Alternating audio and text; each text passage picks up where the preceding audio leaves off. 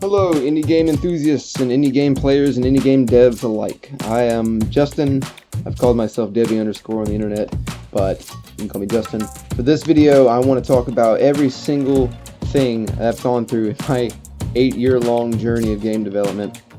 And I'll be showing you the games and some footage and things and explaining to you how far I've come. What you're seeing right now is actually the first thing I've ever made like 8 years ago when I first started to learn how to code.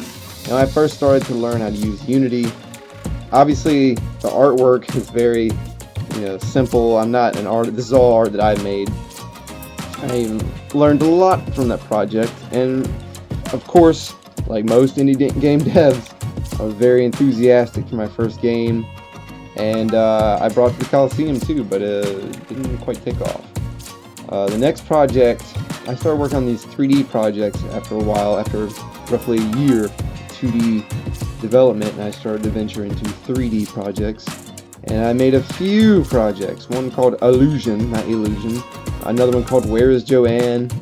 And here's the main thing to take away from all this. If you learn anything from this video, here's one tip. It is so helpful to know what you are creating and have a clear vision. I know that a lot of times you just got to start getting your feet wet, get your hands dirty, learn how to do the actual nuts and bolts of the project, how to get in the weeds of it, but nothing will be as valuable as understanding exactly what you're creating, and you do not venture off from that. You know why it's interesting, you know what style you're using, have a clear set path. I'm hoping that as you're watching all this footage, you'll maybe be interested in some of the games that I've created, and they are all available on itch.io. There's some available on GameJolt.com, which is the website I started on before I found out about itch a couple of years later. And of course, I do have one project on Steam, which I'll get to later in this video. So, several of the things you're seeing in this recording took a long time to make. This wasn't just created in an evening or a day. I know that game engines are getting easier and easier to use, and the tools make it to where it's way more accessible for people to create games. And all my 3D work here was made with 3D assets, and I thoroughly believe in them. I do believe you should use the asset store. The creativity part comes into where you use what you have to make something unique. You can, tweak and change some things here and there. After a while, I started dabbling with so many different projects and so many different things throughout the years.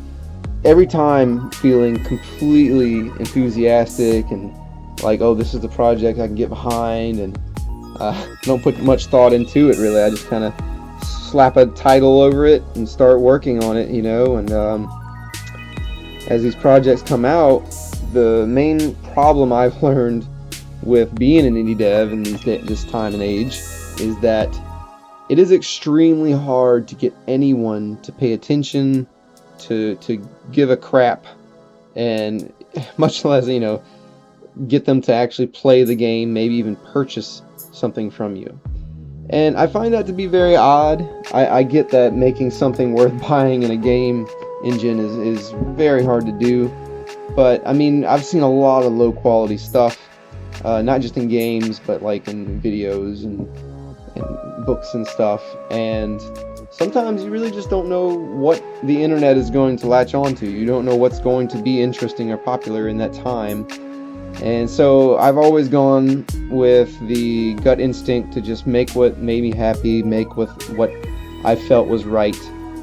And you're seeing all the results of this from years of working on this. As of right now, this project started off very bare bones. I've been working on it for maybe up close to 4 years now.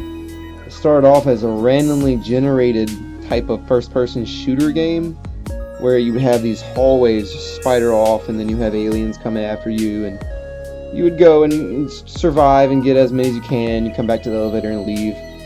And a lot of the game has been coming along a lot. There's so many systems and things I've been implementing, so many different features, story, lore, all the code, all the programming, everything I've made from scratch, with maybe one or two things I've gotten from the asset store, like the water effects and stuff like that. But It's been a long journey, and for anyone who is considering making games, I want you to know that it is something you cannot just say, oh, I'll get it done in a short period of time and it'll be done. It is something you should definitely know that you're in for the long haul, and why you're sticking around into it. It's not something you do just for the money. The money is so hard to earn.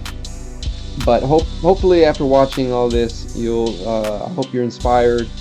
I hope that maybe I didn't discourage you too much, and that you'll know that it's a long journey, and everything I have here to show for myself wouldn't be here if I didn't work on it this entire time and didn't continue to work on it. And that's why I'm making this video right now, to reach out to you, so that way maybe I can connect you to a great experience you didn't know existed, or maybe even just, like I said, make you feel inspired enough to work on something that you love.